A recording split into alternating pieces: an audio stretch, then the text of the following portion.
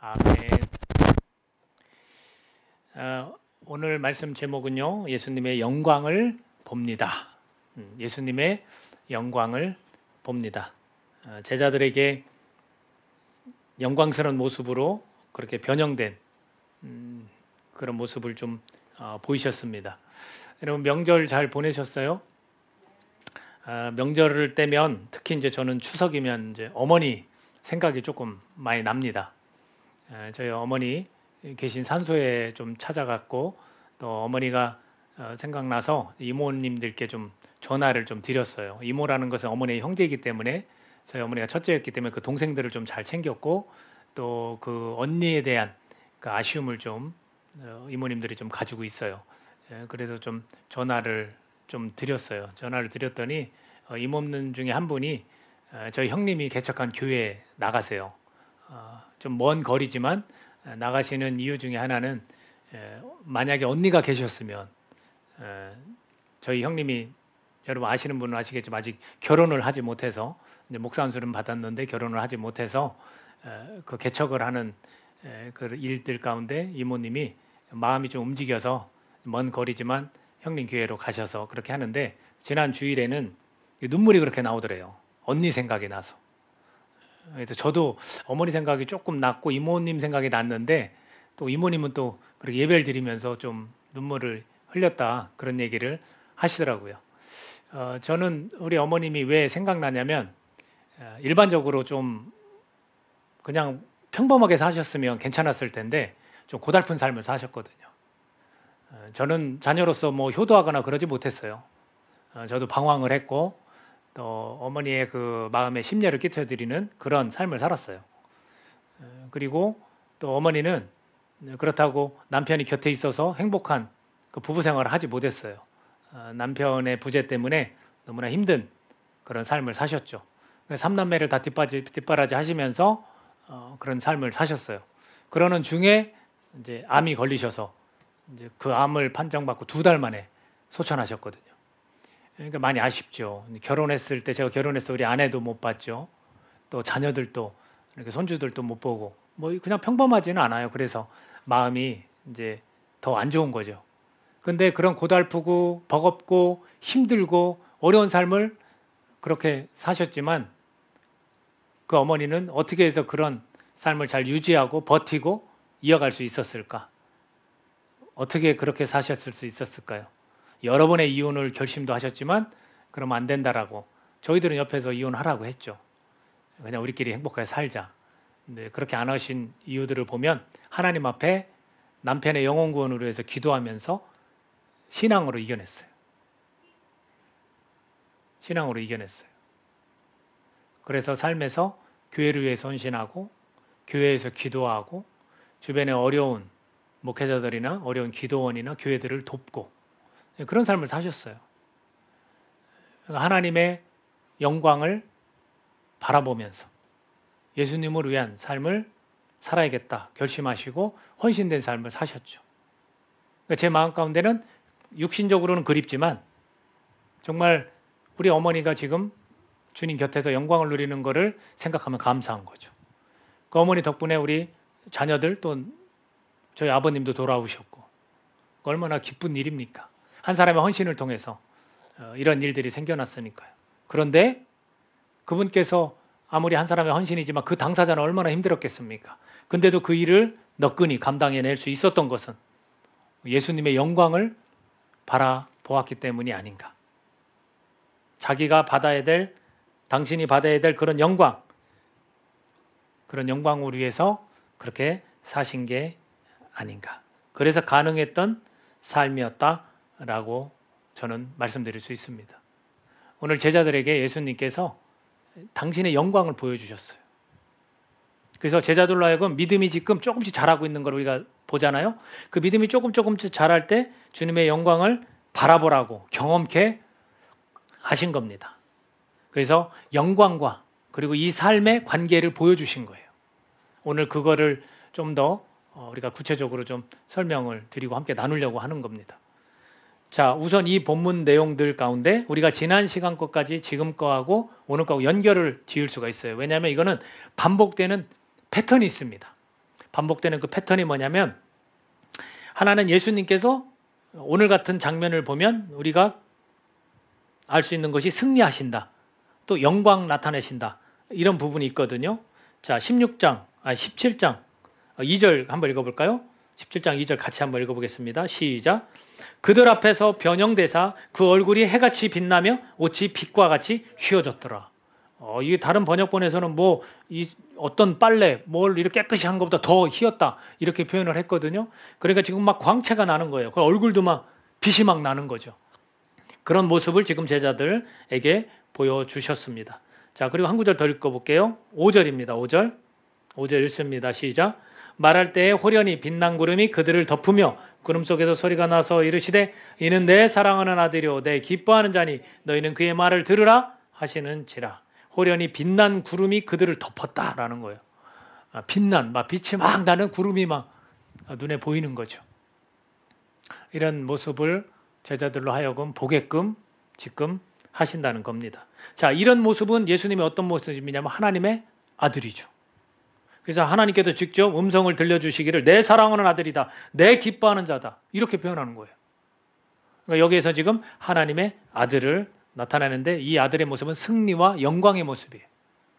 자, 그러면서 또 한 구절을 보겠습니다. 16장 16절 제가 읽겠습니다. 시몬 베드로가 대답하여 이르되 주는 그리스도시요 살아계신 하나님의 아들입니다. 역시 하나님의 아들임을 제자들을 통해서 고백하게 하셨죠. 이 부분이 하나님의 아들, 승리자, 영광, 이 부분입니다. 또 하나는 사람의 아들로 표현되는 거예요. 사람의 아들. 16장 21절에 보니까 이렇게 되어 있습니다. 이때로부터 예수 그리스도께서 자기가 예루살렘에 올라가 장로들과 대제사장들과 서기관들에게 많은 고난을 받고 죽임을 당하고 제3일에 살아나야 할 것을 제자들에게 비로소 나타내시니라. 자, 이건 사람의 아들로서 당해야 될 일이에요. 어떤 일입니까? 장로들과 대제사장들과 서기관들에게 많은 고난을 받고 죽임을 당한다는 거예요. 고난과 죽음이 있다라는 거죠. 이건 사람의 아들로서 겪는 일이에요. 17장 9절 같이 한번 읽어볼까요? 오늘 본문도 17장 9절입니다. 시작. 그들이 산에서 내려올 때에 예수께서 명하여 이르시되 인자가 죽은 자 가운데서 살아나기 전에는 본 것을 아무에게도 이르지 말라 하시니 라고 말씀합니다. 여기서 인자가 사람의 아들이죠. 인자가 죽은 자 가운데서 살아나기 전에는 이런 표현을 써요. 인자가 어떻게 된다는 거예요? 죽는다는 거예요. 하나님의 아들로서 예수님도 표현됐고 사람의 아들로서 예수님도 표현됐어요. 하나님의 아들로서 표현된 것은 승리, 영광에 대한 모습이 드러났어요. 확실히 하나님의 아들이라는 걸 보여주고 있고, 또 하나는 사람의 아들로서 인자로서 고난받는데 십자가에 대해 죽을 것이다, 고통을 받을 것이다 라는 거죠. 이거는 헌신을 나타내는 거잖아요.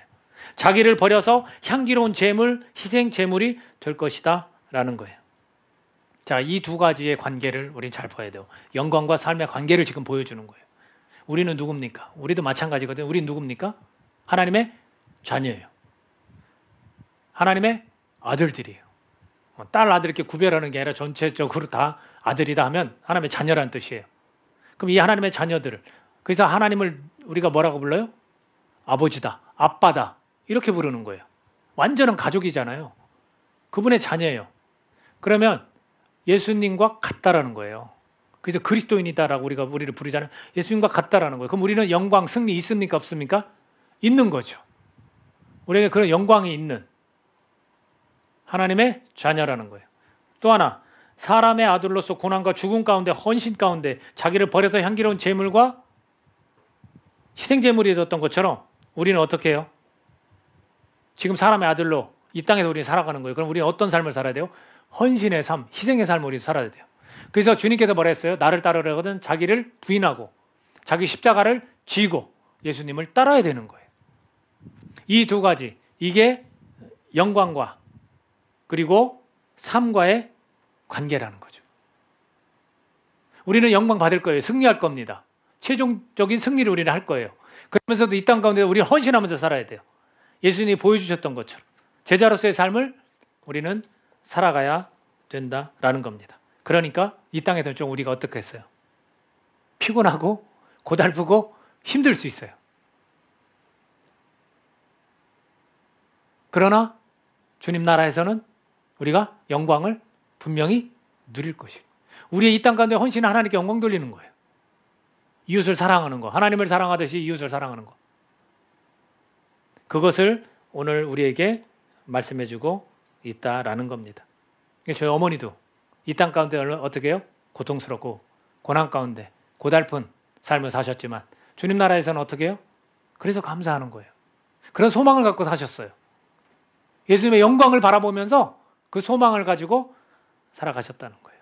그러나 우리가 그리스도인으로 산다는 건 때로는 불편한 삶이에요. 고달프고 고통스럽고 고난 가운데 있는 삶이에요. 헌신과 희생이 있는 삶이에요. 그 삶을 통해서 우리는 하나님께 영광 돌릴 수 있고 그 찬란한 영광을 함께 누릴 수 있다는 거죠. 우리가 이 소망을 가지고 살아가셔야 되는 거예요. 저와 여러분이 이 소망 없이는 얼마나 힘들어요, 삶이. 어떻게 이겨내고 인내하면서 살아갈 수 있겠습니까? 저와 여러분이 이런 소망을 가지고 살아가야 된다라는 것을 오늘 우리에게 말씀해주고 있는 겁니다. 그렇다면 이 소망을 지니고 예수님의 우리가 영광을 좀 바라보면서 이 소망을 지니고 살아가야 되는데 그 살아가는 과정 가운데 우리 무엇을 해야 될지를 오늘 말씀이 잘 우리에게 전해주고 있어요. 그 첫 번째가 뭐냐면 5절 다시 한번 같이 한번 읽어볼까요? 5절입니다. 자, 시작. 말할 때에 호련히 빛난 구름이 그들을 덮으며 구름 속에서 소리가 나서 이르시되 이는 내 사랑하는 아들이요 내 기뻐하는 자니 너희는 그의 말을 들으라 하시는지라. 자, 주님께서 변형돼서 환한 모습으로 누구랑 같이 있었냐면 모세, 엘리야 이렇게 막 같이 있었어요. 모세와 엘리야는 사실은 과거 사람이에요. 이제 오래된 이들에게는 잊혀질 만한 그냥 구전으로만 들려진 눈으로 확인도 안 된 그런 사람들인데 그런 사람들이 같이 있다는 거예요. 여러분 이거는 무엇을 또 나타낼까요? 부활을 나타내는 거예요. 분명히 우리도 그와 같이 찬란한 영광으로 부활하는 거예요. 그런 모습을 제자들한테 믿음이 흔들리지 않도록 너네들이 이 땅 가운데서 어떻게 살아야 될지를 그리고 무엇을 바라보면서 살아야 될지를 분명하게 보여주시는 거죠. 그러는 동시에 어리둥절한 이 제자들에게 하나님께서 천둥과 같은 소리로 말씀하시는 거예요. 내 아들이다. 내가 기뻐하는 자다. 그러니까 너는 예수님의 말씀을 너네는 들어라 라는 거예요. 여러분 우리가 소망을 가지고 살아갈 때 어떻게 살아가야 됩니까? 말씀을 들으면서 살아가야 돼요. 예수님의 가르침을 우리가 따르면서 살아가야 된다라는 겁니다. 그래서 우리가 틈만 나면 우리가 바이블 타임으로 같이 시간을 보내는 것처럼 말씀을 읽고 묵상하셔야 돼요. 그래서 그것을 깨달아서 실천할 수 있으면 되는 거예요. 그래서 오직 이게 얼마나 중요하면 이게 정말 중요하거든요. 그것을 신명기에서 과거에 하나님께서 하나님 백성들에게 말씀하신 게 있습니다. 제가 읽어드릴게요. 신명기 6장 6절에서 9절까지 말씀 제가 읽어드리겠습니다. 오늘 내가 내게 명하는 이 말씀을 너는 마음에 새기고 내 자녀에게 부지런히 가르치며 집에 앉았을 때에든지 길을 갈 때에든지 누워있을 때에든지 일어날 때에든지 이 말씀을 강론할 것이며 너는 또 그것을 내 손목에 매어 기호를 삼으며 내 미간에 붙여 표로 삼고 내 집 또 내 집 문설주와 바깥문에 기록할지니라. 얼마나 중요하면 이 첫 번째로 이 마음의 색이라는 거예요. 마음에 항상 담고 있어. 이 존재 가운데 말씀으로 가두고 있으라는 거예요. 지니고 있으라는 거예요. 그리고 자녀들한테 부지런히 가르치라는 거예요. 누워있을 때나 잘 때나 눈을 감으나 뜨나 먹을 때나 계속해서 강론하라. 이거는 틈만 나면 말씀 가지고 서로 토론하고 나누고 하라는 거예요. 그리고 집에 문설주에도 적어놓으라는 거. 그래서 이 손목에도 매라는 거. 미간에도 붙여놓으라는 거. 그래서 우리가 집에 가보면 부엌이나 방에 화장실이나 우리가 성경 구절들을 다 붙여놓잖아요. 이게 중요한 거라는 거예요. 그러면서 살아가라는 거예요. 여러분 이게 얼마나 중요한 겁니까?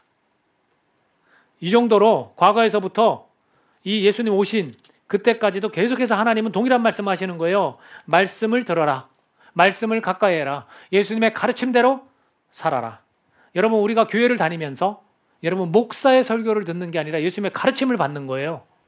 그래서 목사가 설교자가 무엇을 얘기해야 되냐면 예수님이 이걸 원하신다.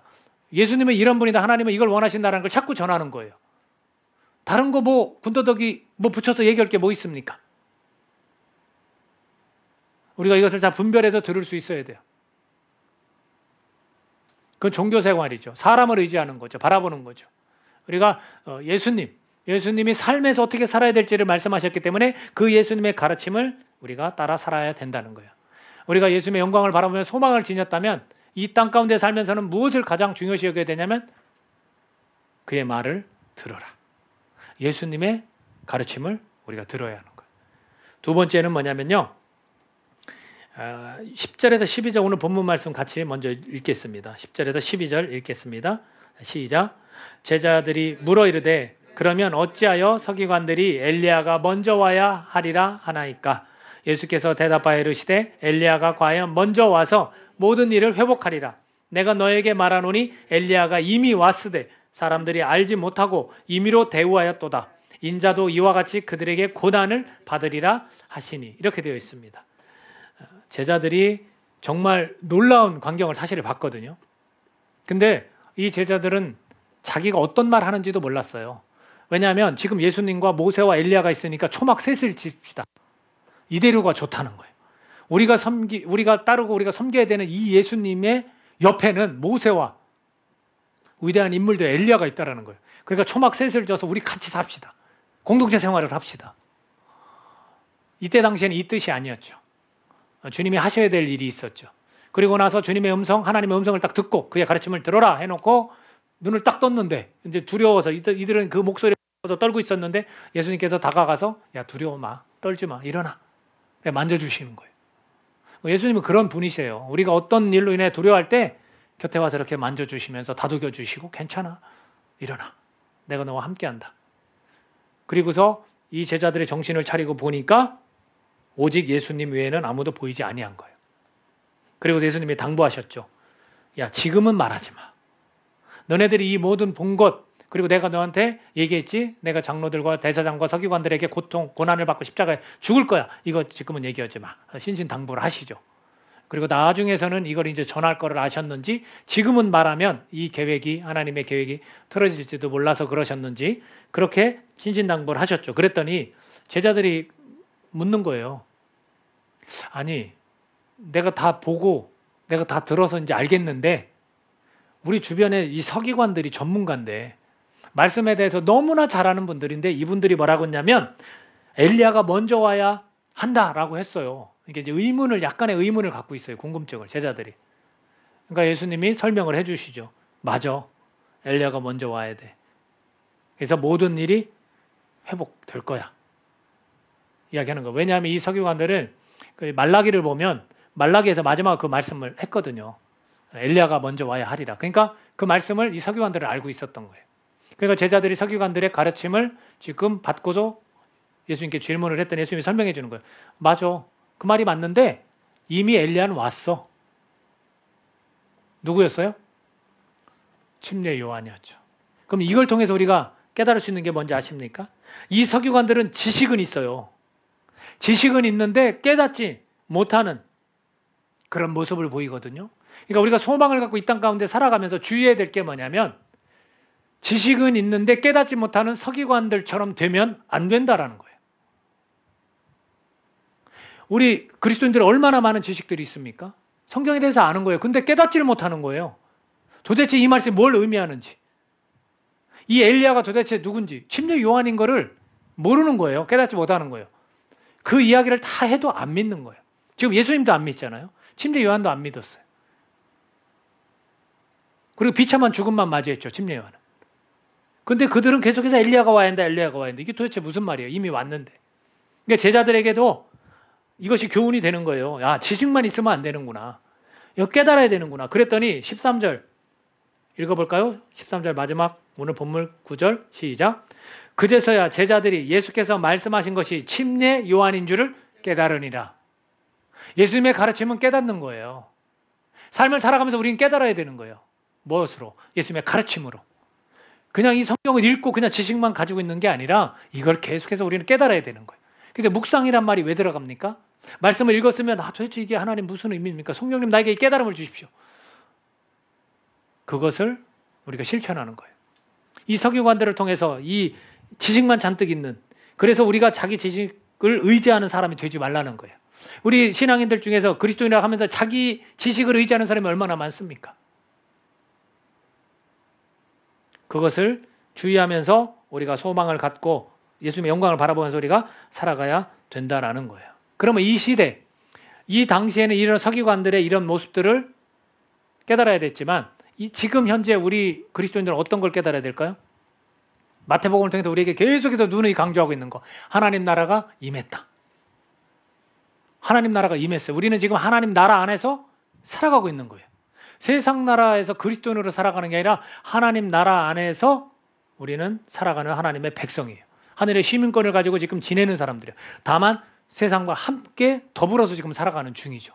그래서 어떻게 이 하나님 나라가 계속해서 복음이죠. 퍼져야 되는 거예요.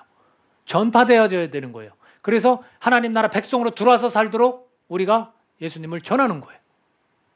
이것이 우리 현재 우리 삶을 살면서 우리가 깨달아야 되는 거예요. 또 하나, 우리가 하나님 나라가 이미 임했다면 여러분 종말이라는 것이 지금 우리는 진행 중인 종말 가운데 있는 거예요. 이미 종말이 임한 거고 그 종말 가운데 진행 중에 우리는 살아가고 있는 거예요. 그러니 얼마나 세월을 아끼고 날마다 깨어있으라 말씀하시는 겁니까? 여러분 종말 언제 올지 알 수 있다고 했습니까? 몰라요. 그냥 지금 종말이 진행 중이에요. 우리는 진행 중인 종말 안에서 지금 살고 있는 겁니다. 이것을 우리가 머리로만 알려고 하는 게 아니라 이걸 깨달아야 돼요. 그래, 내가 정말 내일이 마지막인 것처럼 삶을 살아가야 되는구나. 내가 지식으로만 뭘 쌓는 게 아니라 내가 따라가야 되는구나. 이것이 오늘 우리가 이 땅 가운데 살아가는 그리스도인으로서 우리가 알아야 되는 거예요. 깨달아야 되는 겁니다. 그러니 우리 지식만 쌓는 그런 그리스도인이 되지 말고요. 정말 주님 앞에 성령님 앞에 깨닫게 해달라고. 여러분 귀가 있어도 듣지 못하고 눈이 있어도 보지 못한다고 그랬어요. 말씀을 주어도. 그러니까 그것을 깨닫도록 주님 앞에 우리가 간구하고 그걸 깨달아서 우리가 실천하고 행동하고 그런 믿음을 갖고 우리가 살아가야 되는 겁니다. 마지막 세 번째가 있습니다. 우리가 소망을 지니고 살아가야 되는데 어떻게 우리가 살아가냐면 준비하는 삶을 사셔야 돼요. 준비하는 삶. 뭔가 이렇게 사역을 막 이루고 이런 게 아니라 준비된 삶. 왜냐하면 다시 오실 예수님을 위해서 그렇습니다. 자, 이 약속 우리가 믿어야 되죠. 예수님께서 오신다고 했대. 메시아가 오신다고 했대. 오셨습니까? 안 오셨습니까? 구약에서 예언했던 그대로 오셨어요. 그리고 뭐라고 말씀하셨습니까? 다시 오신다고 말씀하셨어요. 지금 이 모습으로 모세와 엘리야와 빛난 그 영광 가운데 오실 겁니다. 믿으세요? 이 예수님을 위해서 우리 준비된 삶을 사는 거예요. 이 오늘 본문 13절 우리가 마지막에 읽을 때 그제서야 제자들이 깨달았어요. 예수님 말씀하신 엘리야가 침례 요한인 줄. 그리고 예수님이 뭐라고 하셨냐면 침례 요한도 고난 가운데 거했고 그들이 알아주지도 않았고 임의로 대했다. 나한테도 고난 가운데 나도 그럴 것이다. 그럼 제자들도 그렇다는 거죠? 맞는 거예요. 예수님 다시 오실 때까지 우리는 이 복음 안에서 우리가 고난을 핍박을 받으면서 우리가 살아가는 거예요. 준비된다는 것은 다시 오실 예수님을 위해서 이 제자들도 깨달아서 그렇게 살았을 거예요. 우리가 알다시피 다 순교했고 그렇게 살았어요. 오늘 우리도 마찬가지죠. 다시 오실 예수님을 위해서 사는 거예요. 침례 요한처럼. 침례 요한이 준비했어요. 예수님이 이 땅에 메시아로 오신다는 것을 준비한 사람이에요. 그렇다면 우리는 다시 오실 예수님을 위해서도 준비하는 사람들이에요. 우리는 사역도 하지만 정결한 신부로, 신랑이잖아요. 신랑 대신 예수님을 위해 우리는 깨끗한 신부로 살아야 되는 거예요. 정결한 삶을 살아야 되고 그리고 충성된 일꾼으로 우리는 살아야 돼요. 하나님 나라 백성답게, 거룩한 자답게, 의인답게 우리를 의인이라고 칭해주셨으니 우리 그렇게 살아가는 거예요. 그 준비된 삶, 그것이 예수님의 영광을 소망으로 바라보면서 살아가는 그리스도인들의 삶인 거예요. 저와 여러분이 이런 삶을 통해서 이 어떤 사역이 이루어져야 되는지 아십니까? 하나님과의 관계, 예수님과의 관계, 성령님과의 관계 사역이에요. 그분들을 이 땅 가운데 우리가 의지하면서 그런 준비된 삶, 흐트러지지 않고 정결하고 충성된 일꾼으로 복음 맡은 자로 우리는 그렇게 살아가는 겁니다. 이 세 가지를 오늘 기억하셨으면 합니다. 우리의 삶이 좀 고달프고 힘들고 어렵습니까? 그렇다면 우리는 뭘 바라봐야 돼요? 예수님의 영광을 바라봐야 돼요. 이게 그리스도인의 삶이구나. 내가 복음 때문에 힘들다면, 내가 복음 때문에 핍박 가운데 있다면, 고난 가운데 있다면 우리는 예수님의 영광을 바라보면서 이겨내고 견디고 살아가야 되는 거예요. 그 살아가는 과정 가운데 우리 살아가야 됩니까? 우리가 말씀을 들어야 된다는 거죠.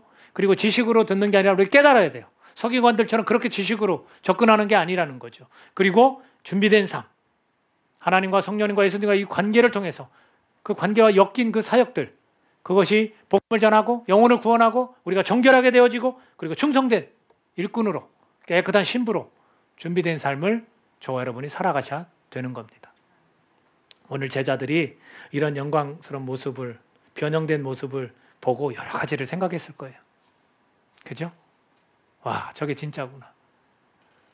저분이 하나님의 아들이 맞고 하나님의 음성으로 우리를 그분의 말씀을 들어라라고 말씀해 주시고 모세와 엘리야도 있듯이 죽은 자들이 다시 그렇게 살아나서 영광을 누리는 것이구나. 그러나 침례 요한처럼 우리도 준비된 삶을 살아야 되는구나.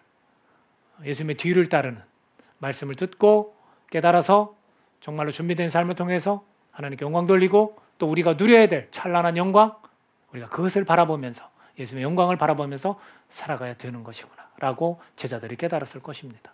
오늘 이 말씀을 듣는 저와 여러분도 그렇게 깨달아서 정말로 우리가 누려야 될 영광도 보시고 하나님께 영광 돌리기 위해서 최선의 삶을 사시는 저와 여러분이 되기를 예수님의 이름으로 축복합니다. 같이 기도하겠습니다. 이 시간 우리 기도할 때 내가 무엇을 바라보고 살아가는지, 그리고 내가 어떻게 살아가야 되는지를, 내가 만약 예수님의 영광을 본다면 예수님의 말씀을 들으면서 그 가르침을 받으면서 살아가야 됩니다. 내가 지식으로